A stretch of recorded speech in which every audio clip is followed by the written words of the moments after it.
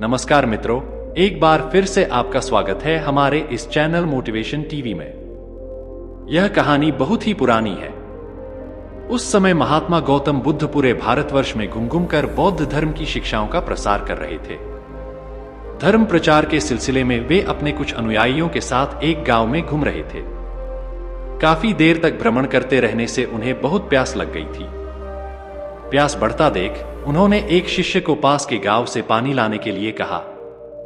शिष्य जब गांव में पहुंचा तो उसने देखा कि वहां एक छोटी सी नदी बह रही है, जिसमें काफी लोग अपने वस्त्र साफ कर रहे थे और कई अपने गायों को नहला रहे थे। इस कारण नदी का पानी काफी गंदा हो गया था। शिष्य को नदी के पानी का यह हाल देख लगा कि गुरुजी के लिए यह गंदा पानी ले जाना उचित नहीं होगा। इस तरह वह बिना पानी के ही वापस आ गया। लेकिन इधर गुरुजी का तो प्यास से गला सूखा जा रहा था, इसलिए पुनः उन्होंने पानी लाने के लिए दूसरे शिष्य को भेजा। इस बार वह शिष्य उनके लिए मटके में पानी भर कर लाया। यह देख महात्मा बुद्ध थोड़ा आश्चर्यचकित हुए। उन्होंने शिष्य से पूछा, गांव में बहने वाली नदी का पानी तो गंदा था, फिर यह पानी कहां से लाए? शिष्य बोला, हाँ गुरुजी, उस नदी का जल सही में बहुत गंदा था, परंतु जब सभी अपना कार्य खत्म करके चले गए तब मैंने कुछ देर वहां ठहर कर पानी में मिली मिट्टी के नदी के तल में बैठने का इंतजार किया। जब मिट्टी नीचे बैठ गई तो पानी साफ हो गया, वही पानी लाया हूं। महात्मा बुद्ध शिष्य का यह उत्तर सुनकर बहुत खुश हुए तथा अन्य शिष्यों को एक शिक्षा दी कि हमारा जीवन भी नदी के जल जैसा ही है। जीवन में अच्छे कर्म करते रहने से यह हमेशा शुद्ध बना रहता है, परंतु अनेकों बार जीवन में ऐसे भी क्षण आते हैं जब हमारा जीवन दुख और समस्याओं से घिर जाता है। ऐसी अवस्था में जीवन समान यह पानी भी गंदा लगने लगता है। मित्रों, इसलिए हमें जीवन में दुख और बुराइयों को देखकर अपना साहस नहीं खोना चाहिए और धैर्य रखना चाहिए। गंदगी समान ये समस्याएं स्वयं ही धीरे धीरे खत्म हो जाती हैं। अपने दुखों का कारण आप ही है। दोस्तों, एक समय की बात है, भगवान बुद्ध एक नगर में घूम रहे थे। उस नगर के आम नागरिकों के मन में बुद्ध के विरोधियों ने यह बात बैठा दी थी कि वह एक ढोंगी है और हमारे धर्म को भ्रष्ट कर रहा है। इस वजह से वहां के लोग उन्हें अपना दुश्मन मानते थे। जब नगर के लोगों ने बुद्ध को देखा तो उन्हें भला बुरा कहने लगे और बदुआएं देने लगे। गौतम बुद्ध नगर के लोगों की उलाहने शांति से बिना बोलने सुनते रहे, लेकिन जब नगर के लोग उन्हें बोलते बोलते थक गए तो महात्मा बुद्ध बोले, क्षमा चाहता हूं, लेकिन अगर आप लोगों की बातें खत्म हो गई है तो मैं यहां जाऊं। भगवान बुद्ध की यह बात सुन वहां के लोग बड़े आश्चर्यचकित हुए। वहीं खड़ा एक आदमी बोला, ओ भाई, हम तुम्हारा गुणगान नहीं कर रहे हैं, हम तो तुम्हें गालियां दे रहे हैं। क्या इसका तुम पर कोई असर नहीं होता? बुद्ध बोले, आप सब मुझे चाहे जितनी गालियां दो, मैं उन्हें लूंगा ही नहीं। आपके गालियां देने से मुझ पर कोई असर नहीं पड़ता जब तक कि मैं उन्हें स्वीकार नहीं करता। बुद्ध आगे बोले, और जब मैं इन गालियों को लूंगा ही नहीं तो यह कहां रह जाएगी? निश्चित ही आपके पास। मित्रों, बुद्ध के जीवन का यह छोटा सा प्रसंग हमारे जीवन में एक नया परिवर्तन ला सकता है, क्योंकि बहुत से लोग अपने दुखों का कारण दूसरों को मानते हैं, जो कि अच्छी बात नहीं है। ऐसा कर हम स्वयं के लिए गड्ढा खोद रहे होते हैं। यह सब हम पर निर्भर है कि हम लोगों के नेगेटिव बातों को कैसे लेते हैं, उन्हें स्वीकार कर रहे हैं या नकार रहे हैं। इस दुनिया में कोई गरीब नहीं। दोस्तों, एक समय की बात है, भगवान गौतम बुद्ध एक गांव में धर्म सभा को संबोधित कर रहे थे। लोग अपनी विभिन्न परेशानियों को लेकर उनके पास जाते और उसका हल लेकर खुशी खुशी वहां से लौटते। उसी गांव के सड़क के किनारे एक गरीब व्यक्ति बैठा रहता तथा महात्मा बुद्ध के उपदेश शिविर में आने जाने वाले लोगों को बड़े ध्यान से देखता। उसे बड़ा आश्चर्य होता कि लोग अंदर तो बड़े दुखी चेहरे लेकर जाते हैं, लेकिन जब वापस आते हैं तो बड़े खुश और प्रसन्न दिखाई देते हैं। उस गरीब को लगा कि क्यों न वो भी अपनी समस्या को भगवान के समक्ष रखे। मन में यह विचार लिए वह भी महात्मा बुद्ध के पास पहुंचा। लोग पंक्तिबद्ध खड़े होकर अपनी समस्या को बता रहे थे। जब उसकी बारी आई तो उसने सबसे पहले महात्मा बुद्ध को प्रणाम किया और फिर कहा, भगवान, इस गांव में लगभग सभी लोग खुश और समृद्ध हैं, फिर मैं ही क्यों गरीब हूं? इस पर उन्होंने मुस्कुराते हुए कहा, तुम गरीब और निर्धन इसलिए हो क्योंकि तुमने आज तक किसी को कुछ दिया ही नहीं। इस पर वह गरीब व्यक्ति बड़ा आश्चर्यचकित हुआ और बोला, भगवान, मेरे पास भला दूसरों को देने के लिए क्या होगा? मेरा तो स्वयं का गुजारा बहुत मुश्किल से हो पाता है। लोगों से भीख मांगकर अपना पेट भरता हूं। भगवान बुद्ध कुछ देर शांत रहे, फिर बोले, तुम बड़े अज्ञानी हो। औरों के साथ बांटने के लिए ईश्वर ने तुम्हें बहुत कुछ दिया है। मुस्कुराहट दी है जिससे तुम लोगों में आशा का संचार कर सकते हो।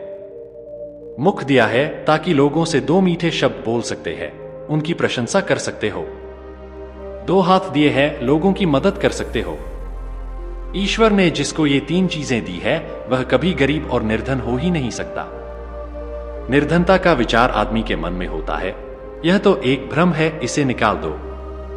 कभी भी मन में निर्धनता का भाव उत्पन्न न होने दो, गरीबी अपने आप दूर हो जाएगी। भगवान बुद्ध का संदेश सुनकर उस आदमी का चेहरा चमक उठा और उसने इस उपदेश को अपने जीवन में उतारा, जिससे वह फिर कभी दुखी नहीं हुआ। अहंकार का उपहार। मित्रों, महात्मा बुद्ध के पास सेठ रतनचंद दर्शन को आए तो साथ में ढेरों सामग्री उपहार स्वरूप लाए। वहां उपस्थित जनसमूह एक बार तो वाह वाह कर उठा। सेठ रतनचंद का सिर तो गर्व से तना जा रहा था। बुद्ध के साथ वार्तालाप प्रारंभ हुआ तो सेठ ने बताया कि इस नगर के अधिसंख्य चिकित्सालयों, विद्यालयों और अनाथालयों का निर्माण मैंने ही कराया है। आप जिस सिंहासन पर बैठे हैं वह भी मैंने ही भेंट किया है, आदि आदि कई दान सेठ जी ने गिनवा दिए। सेठ जी ने जब जाने की आज्ञा चाही तो बुद्ध बोले, जो कुछ साथ लाए थे सब यहां छोड़कर जाओ। सेठ जी चकित होकर बोले, प्रभु, मैंने तो सब कुछ आपके समक्ष अर्पित कर दिया है।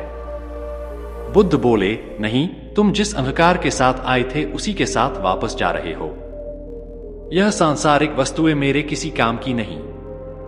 अपना अहम यहां त्याग कर जाओ, वही मेरे लिए बड़ा उपहार होगा। महात्मा बुद्ध का यह कथन सुनकर सेठ जी उनके चरणों में नतमस्तक हो गए। भीतर समाया हुआ सारा अहंकार अश्रु बनकर बुद्ध के चरणों को धो रहा था। महत्वपूर्ण दान। दोस्तों, भगवान बुद्ध एक पेड़ के नीचे चबूतरे पर बैठे हुए थे। हर भक्त की भेंट स्वीकार कर रहे थे। तभी एक वृद्धा आई।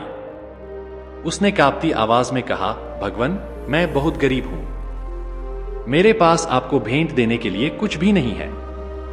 हां, आज एक आम मिला है। मैं इसे आधा खा चुकी थी, तभी पता चला कि तथागत आज दान ग्रहण करेंगे। अतः मैं यह आम आपके चरणों में भेंट करने आई हूं। कृपा कर इसे स्वीकार करें। गौतम बुद्ध ने अपने पात्र में वह आधा आम प्रेम और श्रद्धा से रख दिया, मानो कोई बड़ा रत्न हो। वृद्धा संतुष्ट भाव से लौट गई। वहां उपस्थित राजा यह देखकर चकित रह गया। उसे समझ नहीं आया कि भगवान बुद्ध वृद्धा का जूठा आम प्राप्त करने के लिए आसन छोड़कर नीचे तक हाथ पसार कर क्यों आए। पूछा, भगवान, इस वृद्ध में और इसकी भेंट में क्या ऐसी विशेषता है? बुद्ध मुस्कुराकर बोले, राजन, इस वृद्धा ने अपनी संपूर्ण संचित पूंजी मुझे भेंट कर दी, जबकि आप लोगों ने अपनी संपूर्ण संपत्ति का केवल एक छोटा भाग ही मुझे भेंट किया है। दान के अहंकार में डूबे हुए बग्घी पर चढ़कर आए हो। वृद्धा के मुख पर कितनी करुणा और कितनी नम्रता थी। युगों युगों के बाद ऐसा दान मिलता है। दोस्तों, एक बार भगवान बुद्ध जेतवन विहार में रह रहे थे। भिक्षु चक्षुपाल भगवान से मिलने के लिए आए थे। उनके आगमन के साथ उनकी दिनचर्या, व्यवहार और गुणों की चर्चा भी हुई। भिक्षु चक्षुपाल अंधे थे। एक दिन विहार के कुछ भिक्षुओं ने कुछ मरे हुए कीड़ों को चक्षुपाल की कुटी के बाहर पाया और उन्होंने चक्षुपाल की निंदा करनी शुरू कर दी कि उन्होंने इन जीवित प्राणियों की हत्या की। भगवान बुद्ध ने निंदा कर रहे उन भिक्षुओं को बुलाया और पूछा कि क्या तुमने भिक्षु को कीड़े मारते हुए देखा है? उन्होंने उत्तर दिया, नहीं। इस पर भगवान बुद्ध ने उन साधकों से कहा कि जैसे तुमने उन्हें कीड़ों को मारते हुए नहीं देखा, वैसे ही चक्षुपाल ने भी उन्हें मरते हुए नहीं देखा और उन्होंने कीड़ों को जानबूझकर नहीं मारा है, इसलिए उनकी भर्त्सना करना उचित नहीं है। भिक्षुओं ने इसके बाद पूछा कि चक्षुपाल अंधे क्यों हैं? उन्होंने इस जन्म में अथवा पिछले जन्म में क्या पाप किए? भगवान बुद्ध ने चक्षुपाल के बारे में कहा कि वे पूर्व जन्म में एक चिकित्सक थे। एक अंधी स्त्री ने उनसे वादा किया था कि यदि वे उसकी आंखें ठीक कर देंगे तो वह और उसका परिवार उनके दास बन जाएंगे। स्त्री की आंखें ठीक हो गईं। पर उसने दासी बनने के भय से यह मानने से इनकार कर दिया। चिकित्सक को तो पता था कि उस स्त्री की आंखें ठीक हो गई हैं। वह झूठ बोल रही है। उसे सबक सिखाने के लिए या बदला लेने के लिए चक्षुपाल ने दूसरी दवा दी। उस दवा से महिला फिर अंधी हो गई। वह कितना ही रोई पीटी, लेकिन चक्षुपाल जरा भी नहीं पसीजा। इस पाप के फलस्वरूप अगले जन्म में चिकित्सक को अंधा बनना पड़ा। परिश्रम और धैर्य। मित्रों, एक बार भगवान बुद्ध अपने अनुयायियों के साथ किसी गांव में उपदेश देने जा रहे थे। उस गांव से पूर्व ही मार्ग में उन लोगों को जगह जगह बहुत सारे गड्ढे खुदे हुए मिले। बुद्ध के एक शिष्य ने उन गड्ढों को देखकर जिज्ञासा प्रकट की, आखिर इस तरह गड्ढे का खुदे होने का तात्पर्य क्या है? बुद्ध बोले, पानी की तलाश में किसी व्यक्ति ने इतने गड्ढे खोदे हैं। यदि वह धैर्यपूर्वक एक ही स्थान पर गड्ढे खोदता तो उसे पानी अवश्य मिल जाता, पर वह थोड़ी देर गड्ढा खोदता और पानी न मिलने पर दूसरा गड्ढा खोदना शुरू कर देता। व्यक्ति को परिश्रम करने के साथ धैर्य भी रखना चाहिए। अमृत की खेती। दोस्तों, एक बार भगवान बुद्ध भिक्षा के लिए एक किसान के यहां पहुंचे। तथागत को भिक्षा के लिए आया देखकर किसान उपेक्षा से बोला, श्रमण मैं हल जोतता हूं और तब खाता हूं। तुम्हें भी हल जोतना और बीज बोना चाहिए और तब खाना खाना चाहिए। बुद्ध ने कहा, महाराज, मैं भी खेती ही करता हूं। इस पर किसान को जिज्ञासा हुई और वह बोला, मैं न तो तुम्हारे पास हल देखता हूं, ना बैल और ना ही खेती का स्थल। तब आप कैसे कहते हैं कि आप भी खेती ही करते हो? आप कृपया अपनी खेती के संबंध में समझाइए। बुद्ध ने कहा, महाराज, मेरे पास श्रद्धा का बीज, तपस्या रूपी वर्षा और प्रजा रूपी जोत और हल है। पाप भीरुता का दंड है, विचार रूपी रस्सी है, स्मृति और जागरूकता रूपी हल की फाल और पेनी है। मैं वचन और कर्म में संयत रहता हूं। मैं अपनी इस खेती को बेकार घास से मुक्त रखता हूं और आनंद की फसल काट लेने तक प्रयत्नशील रहने वाला हूं। अप्रमाद मेरा बैल है जो बाधाएं देखकर भी पीछे मुंह नहीं मोड़ता है। वह मुझे सीधा शांति धाम तक ले जाता है। इस प्रकार मैं अमृत की खेती करता हूं। दान की महिमा। मित्रों, भगवान बुद्ध का जब पाटलिपुत्र में शुभागमन हुआ तो हर व्यक्ति अपनी अपनी सांपत्तिक स्थिति के अनुसार उन्हें उपहार देने की योजना बनाने लगा। राजा बिंबिसार ने भी कीमती हीरे, मोती और रत्न उन्हें पेश किए। बुद्धदेव ने सबको एक हाथ से सहर्ष स्वीकार किया। इसके बाद मंत्रियों, सेठों, साहूकारों ने अपने अपने उपहार उन्हें अर्पित किए और बुद्धदेव ने उन सबको एक हाथ से स्वीकार कर लिया। इतने में एक बुढ़िया लाठी टेकते वहां आई। बुद्धदेव को प्रणाम कर वह बोली, भगवन, जिस समय आपके आने का समाचार मुझे मिला उस समय मैं यह अनार खा रही थी। मेरे पास कोई दूसरी चीज न होने के कारण मैं इस अधखाए फल को ही ले आई हूं। यदि आप मेरी इस तुच्छ भेंट स्वीकार करें तो मैं अहोभाग्य समझूंगी। भगवान बुद्ध ने दोनों हाथ सामने कर वह फल ग्रहण किया। राजा बिंबिसार ने जब यह देखा तो उन्होंने बुद्धदेव से कहा, भगवन, क्षमा करें, एक प्रश्न पूछना चाहता हूं। हम सबने आपको कीमती और बड़े बड़े उपहार दिए जिन्हें आपने एक हाथ से ग्रहण किया, लेकिन इस बुढ़िया द्वारा दिए गए छोटे एवं जूठे फल को आपने दोनों हाथों से ग्रहण किया, ऐसा क्यों? यह सुन बुद्धदेव मुस्कुराए और बोले, राजन, आप सबने अवश्य बहुमूल्य उपहार दिए हैं, किंतु यह सब आपकी संपत्ति का 10वां हिस्सा भी नहीं है। आपने यह दान दीनों और गरीबों की भलाई के लिए नहीं किया है, इसलिए आपका यह दान सात्विक दान की श्रेणी में नहीं आ सकता। इसके विपरीत इस बुढ़िया ने अपने मुंह का कौर ही मुझे दे डाला है। भले ही यह बुढ़िया निर्धन है, लेकिन इसे संपत्ति की कोई लालसा नहीं है। यही कारण है कि इसका दान मैंने खुले हृदय से दोनों हाथों से स्वीकार किया है। मित्रों, एक बार की बात है, एक व्यक्ति ने भगवान बुद्ध से पूछा, जीवन का मूल्य क्या है? बुद्ध ने उसे एक चमकता पत्थर दिया और कहा, इसका मूल्य पता करके आ, लेकिन ध्यान रखना इसको बेचना नहीं। वह आदमी बाजार में एक संतरे वाले के पास गया और उसे पत्थर दिखाते हुए उसकी कीमत पूछी।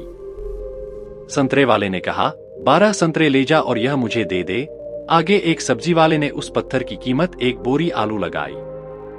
इसके बाद वह एक सोना बेचने वाले के पास गया। उसे पत्थर दिखाया तो उसने झट से कहा, 50 लाख में मुझे बेच दे। उसने मना कर दिया तो सुनार बोला, 2 करोड़ में दे दे या बता इसकी कीमत। जो मांगेगा वह दूंगा तुझे। उस आदमी ने सुनार से कहा, मेरे गुरु ने इसे बेचने से मना किया है। आगे हीरे बेचने वाले एक जौहरी के पास गया। जौहरी ने जब उस बेशकीमती रूबी को देखा तो पहले उसने रूबी के पास एक लाल कपड़ा बिछाया और उस बेशकीमती रूबी की परिक्रमा लगाई, माथा टेका। फिर जौहरी बोला, कहां से लाया है ये बेशकीमती रूबी? इसकी कीमत नहीं लगाई जा सकती। वह आदमी हैरान परेशान सीधे बुद्ध के पास आया, उन्हें पूरी कहानी सुनाई और बोला, अब बताओ भगवान, मानवीय जीवन का मूल्य क्या है? बुद्ध बोले, संतरे वाले ने इस पत्थर की कीमत 12 संतरे बताई, सब्जी वाले ने 1 बोरी आलू, सुनार ने 2 करोड़ रुपए और जौहरी ने इसे बेशकीमती माना। ठीक यही स्थिति तुम्हारे जीवन की भी है। तू बेशक हीरा है, लेकिन ध्यान रखना कि सामने वाला तेरी कीमत अपनी हैसियत, अपनी जानकारी और अपनी समझ से ही लगाएगा। जीवन का मूल्य समझ आने के बाद उसने महात्मा बुद्ध को प्रणाम किया और चुपचाप वहां से चल दिया। दोस्तों, एक दिन बुद्ध एक घर के बाहर भीख मांगने पहुंचे। जैसे ही उसने दरवाजा खटखटाया, किसी महिला ने आकर खोला और बुद्ध को देखकर बोलने लगी, यह क्या? यह भिखारी सुबह कहां से आया? इतना बोलकर तुरंत दरवाजा बंद कर दिया। और उस महिला का एक पड़ोसी दूर से इस तमाशे को देख रहा था, वह भी बुद्ध का विरोधी था। स्वाभाविक रूप से उसे यह देखकर कुछ ज्यादा ही मजा आता था, इसलिए उसने भी बोला, बहुत बढ़िया। अगले दिन बुद्ध ने फिर उसी दरवाजे पर दस्तक दी। इस बार बुद्ध को देखकर महिला फिर से गुस्सा हो गई और बुद्ध पर कचरा फेंक दिया। और उस महिला का वही पड़ोसी आज भी तमाशा देख रहा था। स्वाभाविक रूप से बुद्ध का ऐसा अपमान देखकर वह बहुत प्रसन्न हुआ। इतना ही नहीं, बुद्ध की हालत देखकर वह जोर जोर से हंसने लगा। तीसरे दिन बुद्ध फिर उसी द्वार के सामने खड़े हो गए, लेकिन आज वह आदमी बुद्ध को फिर से देखकर आश्चर्यचकित रह गया। इससे पहले कि बुद्ध दरवाजा खटखटाए, उन्होंने बुद्ध को रोका और कहा, मैं एक ब्राह्मण हूं और मुझे हिंदू धर्म ग्रंथों के खिलाफ आपका बोलना बिल्कुल भी पसंद नहीं है, इसलिए मैं आपका कट्टर विरोधी हूं। तो आपका अपमान देखकर मुझे खुशी होती है, लेकिन आज इस दरवाजे पर तीसरी बार खड़ा होना मुझे फिर से हैरान कर देने वाला है। मैं आपसे पूछना चाहता हूं कि आप आज फिर यहां भीख मांगने क्यों आए, जबकि यह महिला 2 दिनों से आपका अपमान कर रही है? बुद्ध ने मुस्कुराते हुए कहा, यह आश्चर्य करने की बात नहीं है। आप चकित हैं क्योंकि आपको मानव मनोविज्ञान का कोई अनुभव नहीं है। किसी का अपमान करना या किसी पर कूड़ा फेंकना भी कुछ देना होता है। हर अपाकर्षण आकर्षण का ही एक रूप है। कल अगर किसी इंसान कचरा दिया होगा तो एक दिन वह खाना भी देगा। हालांकि वह व्यक्ति बुद्ध की इस बात से संतुष्ट नहीं था, फिर भी उसने मौन रहना जरूरी समझा। शायद वह यह सोच रहा होगा कि दरवाजा खटखटाओ, फिर देखते हैं। बुद्ध ने फिर से दरवाजा खटखटाया। संयोग से उसी स्त्री ने आज फिर दरवाजा खोला और आज तो बुद्ध के सामने उसका क्रोध 7वें आसमान पर पहुंच गया और सही में उसे मारने के लिए हाथ में झाड़ू ले लिया। उन्होंने झाड़ू उठाया तो जरूर, लेकिन बुद्ध के शांत चेहरे पर रही मुस्कान देखकर दूरी बनाए रखी।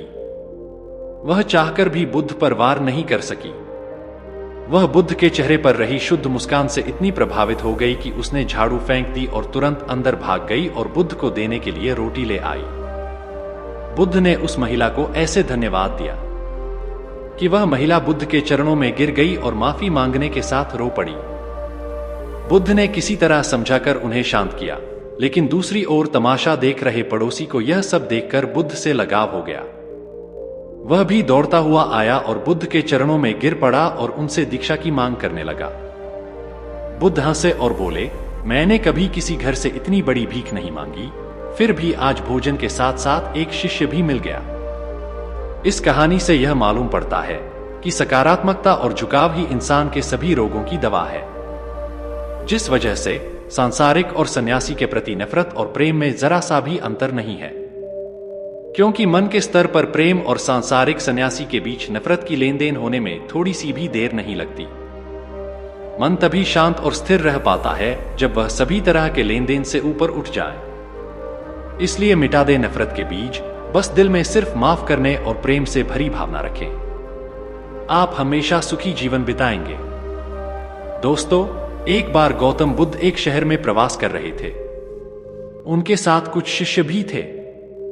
एक दिन उनके शिष्य शहर में घूमने के लिए निकले। वे शहर में घूम ही रहे थे कि तभी शहर के कुछ लोगों ने उन्हें अपशब्द कहे। उनके बुरे शब्दों को सुनकर शिष्यों को बहुत बुरा लगा और वे वापस लौट गए। बुद्ध ने देखा कि शहर से लौटकर आए उनके सभी शिष्य बहुत क्रोध में दिखाई दे रहे हैं। उन्होंने शिष्यों से पूछा, क्या बात है, आप इतने तनाव में क्यों हैं? तभी एक शिष्य क्रोध में बोला, हमें यहां से तुरंत चलना चाहिए। जब हम बाहर शहर में घूमने गए थे तो यहाँ के लोगों ने बिना वजह हमें बहुत बुरा भला कहा। जिस जगह हमारा सम्मान नहीं हो वहां हमें नहीं रहना चाहिए। बुद्ध ने कहा, क्या किसी और जगह तुम अच्छे व्यवहार की अपेक्षा रखते हो? दूसरे शिष्य ने कहा, इस शहर से तो अच्छे लोग ही होंगे। तब गौतम बुद्ध बोले, किसी जगह को सिर्फ इसलिए छोड़ देना ठीक नहीं कि वहां के लोग बुरा व्यवहार करते हैं। हमें तो कुछ ऐसा करना चाहिए कि जिस स्थान पर भी जाएं, उस स्थान को तब तक नहीं छोड़े जब तक अपनी अच्छाइयों से वहां के लोगों को सुधार न दें। हम जिस भी स्थान पर जाएं, वहां के लोगों का कुछ न कुछ भला करके ही वापस लौटें। बुद्ध ने कहा, जिस प्रकार युद्ध में बढ़ता हुआ हाथी चारों तरफ के तीर सहते हुए भी आगे बढ़ता जाता है, ठीक उसी तरह उत्तम व्यक्ति भी दूसरों के अपशब्दों को सहते हुए अच्छे कार्य करता रहता है। खुद को वश में करने वाले प्राणी से उत्तम कोई और नहीं हो सकता। बुद्ध की बात शिष्यों को अच्छी तरह से समझ में आ गई और उन्होंने वहां से जाने का इरादा त्याग दिया। मित्रों, महात्मा गौतम ने भिक्षुओं के लिए एक नियम बनाया था। वे किसी भी यजमान के यहां 2 दिन से अधिक नहीं रुक सकते। लेकिन मानसून के मौसम के दौरान मौसम की गंभीरता के कारण वे 2 महीने तक एक ही स्थान पर रह सकते हैं। ऐसे ही एक प्रवास के दौरान आनंद तीर्थ भिक्षा लेने के लिए गए और रहने के लिए जगह की तलाश में थे और एक वेश्या ने उन्हें रहने की पेशकश की। क्या गौतम ने आनंद तीर्थ को वेश्या के साथ रहने की अनुमति दी थी? क्या हुआ उसके बाद? इन्हीं सब प्रश्नों उत्तर हम जानेंगे आज की इस कहानी में। लेकिन इससे पहले कि आप कहानी में पूरी तरह से खो जाओ, उससे पहले कृपया वीडियो को लाइक करें और हमारे चैनल को सब्सक्राइब जरूर कर लें। मित्रों, गौतम बुद्ध ने अपने शिष्यों के एक बड़े समूह के साथ, जो लगातार यात्रा कर रहे थे, एक नियम बनाया कि मानसून के मौसम के दौरान उन 2.5 महीनों में आप एक ही स्थान पर रह सकते हैं। सन्यासियों या उनके साथ जो भिक्षु थे उनके लिए नियम यह है कि किसी भी स्थान पर 2 दिन से अधिक नहीं रुकना चाहिए। आमतौर पर भिक्षुओं को कई घरों में आश्रय दिया जाता था, इसलिए उन्होंने यह नियम पारित किया, 2 रातों से अधिक आप एक घर में नहीं रुकेंगे, क्योंकि यह मेजबान के लिए बहुत अधिक बोझ होगा। वे 10 लोगों को आवास दे रहे हैं, आप वहां 1 महीने भी न रुकें। 2 दिन 1 दिन होना चाहिए था, 2 क्योंकि आप लंबी दूरी तय करके आए हैं, थोड़ा सा समय ठीक होने में लग गया। लेकिन मानसून के मौसम के दौरान उन्होंने कहा, 2 से 2.5 महीने तक आप एक ही स्थान पर रह सकते हैं, क्योंकि मानसून के मौसम में उस क्षेत्र के जंगलों से गुजरना जोखिम भरा होगा और कई लोगों की जान चली जाएगी। तो यह एक ऐसा समय है। वे एक बड़े शहर में रहे और वे कई घरों में फैले हुए थे। भिक्षु लोगों से भिक्षा लेने के लिए बाहर गए। आनंद या आनंद तीर्थ, जैसा कि उन्हें जाना जाता था, जो गौतम के भिक्षु बनने से पहले उनके बड़े भाई थे, बाहर गए और शहर में एक वैश्या या वैश्या थी। उसने उसे भिक्षा दी। उसकी ओर देखा, एक सुंदर युवक, लंबा और सीधा। उन्होंने कहा, मैंने सुना है कि भिक्षु कई घरों में आश्रय तलाश रहे हैं, तुम मेरे घर आकर क्यों नहीं रहते? आनंद ने कहा, मुझे कोई समस्या नहीं है, लेकिन मुझे बुद्ध से पूछना चाहिए कि मुझे कहाँ रहना चाहिए। फिर तो वह सचमुच चिढ़ने लगी। उसने कहा, ओह, आप अपने गुरु से पूछने जा रहे हैं?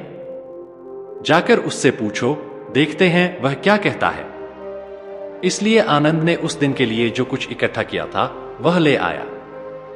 गौतम बैठे थे, उन्होंने आकर उनके चरणों में रख दिया। और हर किसी से अपेक्षा की जाती है कि वह जहां भी जाए उसे भोजन और आश्रय मिले। आनंद ने पूछा, इसी तरह यह महिला मुझे आमंत्रित कर रही है, क्या मैं वहां रह सकता हूं? गौतम ने कहा, यदि वह तुम्हें इतने स्नेह से आमंत्रित कर रही है तो तुम्हें वहीं रहना चाहिए जो नगरवासी यहां बैठे थे। उन्होंने कहा, क्या? एक भिक्षु, वह वेश्या के घर जाकर रहने वाला है? यह बात है। यह आध्यात्मिक प्रक्रिया भ्रष्ट हो गई है। गौतम ने उनकी ओर देखा और कहा, तुम इतने चिंतित क्यों हो? महिला उसे आमंत्रित कर रही है, उसे रहने दो। समस्या क्या है? वे सब उठकर चिल्लाने लगे। उन्होंने कहा, रुको, मैं इस रास्ते पर हूं क्योंकि मुझे लगता है कि यह जीने का सबसे शक्तिशाली तरीका है। अब आप मुझे बता रहे हैं कि उसके तरीके मेरे तरीकों से अधिक शक्तिशाली हैं। अगर यह सच है तो मैं भी जाऊंगा और उनके साथ शामिल होऊंगा। मैं यहां हूं क्योंकि मैं देखता हूं कि यह अस्तित्व का सबसे कीमती और शक्तिशाली तरीका है। यदि आपको लगता है कि उसके तरीके मुझसे बेहतर हैं, तो मुझे भी जाना चाहिए और इसमें शामिल होना चाहिए, क्योंकि यदि आप सच्चे साधक हैं तो ऐसा ही होना चाहिए। यदि आपको कुछ इससे भी अधिक ऊंचा मिलता है तो आप उसे चुन लेते हैं। फिर लोग चिल्लाए और उनमें से कई लोग बेशक चले गए। तब आनंद उसके पास जाकर रहने लगा। मानसून का समय है, बारिश के कारण ठंड हो रही है। साधु ने पतली आदत पहन रखी है, इसलिए उसने उसे एक अच्छा रेशम का आवरण दिया। उसने खुद को ढक लिया। तब लोगों ने देखा, देखो वह चला गया। उसने अच्छा खाना बनाकर उसे दिया, उसने खाया। फिर शाम को उसने उसके लिए डांस किया। वह बैठा बहुत ध्यान से, अत्यंत ध्यान से देखता रहा। फिर जब उन्होंने संगीत सुना, यही बात है, समाप्त हो गया। बातें चलती रहीं। जब समय समाप्त हो गया, जब बारिश रुक गई, जब चलने का समय हुआ, आनंद एक महिला भिक्षु के साथ गौतम के पास आए। तो सत्य के मार्ग पर चलने की शक्ति तो कई बार अपने चरम पर रही, लेकिन कभी मुख्य धारा में नहीं आई। मैं देख रहा हूं कि आज हमारी संवाद करने की क्षमता के कारण, प्रौद्योगिकी के उपकरणों के कारण, मनुष्य की स्वाभाविक लालसा, सत्य को खोजने की सहज लालसा, यह कोई सिखाई गई बात नहीं है। यह कोई ऐसी चीज नहीं है जो लोगों को सिखाई जाती है कि आपको सत्य की खोज करनी चाहिए। मानव बुद्धि के लिए यह स्वाभाविक है कि वह जो उच्चतम है उसे खोजे। यदि आपको कोई विकल्प दिया जाए, किसी भी इंसान को या तो यहां निम्न या वहां उच्च होने का विकल्प दिया जाए, तो वह हमेशा कहेगा, मैं वहां उच्च होना चाहता हूं। अभी वह यहां निम्न पकड़ा जा सकता है, लेकिन आकांक्षा जो भी उच्चतम है वहां जाने की है। बात सिर्फ इतनी है कि हमें उसे यह दिखाना है कि नशे में रहने से भी बेहतर कुछ है, नशीली दवाओं से भी बेहतर कुछ है, सामाजिक नाटक में फंसने से भी कुछ बेहतर ऊंचाइयां हैं, किसी और से बेहतर होने से भी कुछ बेहतर ऊंचाइयां हैं। हमें बस उसे यह दिखाना है, हमें उसे समझाना है, इससे भी बेहतर कुछ है। सदैव से अनेक ऋषिमुनि, संत, योगी, गुरु यही करते आए हैं। लेकिन जैसा कि मैंने कहा, वे सज्जन लोग थे। उनके पास मेरी तरह आवाज नहीं थी। उनके पास माइक्रोफोन नहीं था। उनके पास ऐसे उपकरण नहीं थे जिनसे वे वहां दूर किसी से बात कर सके। वे केवल यहां के लोगों से ही बात कर सकते थे। इसके बावजूद उन्होंने जबरदस्त काम किया। अपने समय में उनमें से कई लोगों ने मात्र अनुग्रह और ऊर्जा से जबरदस्त कार्य किए। उनके आसपास के लाखों लोग, वे बदल गए। उनके आसपास करोड़ों लोग हैं, उन्हें सत्य के बल पर, सत्य के मार्ग पर लगाते हैं। लेकिन एक समय आ गया है जहां हमारी संवाद करने की क्षमता ऐसी है, हम सत्य को हर दरवाजे से खिसका सकते हैं। हम सत्य को हर किसी के दिलो दिमाग पर दस्तक दे सकते हैं। ऐसा पहले कभी संभव नहीं था।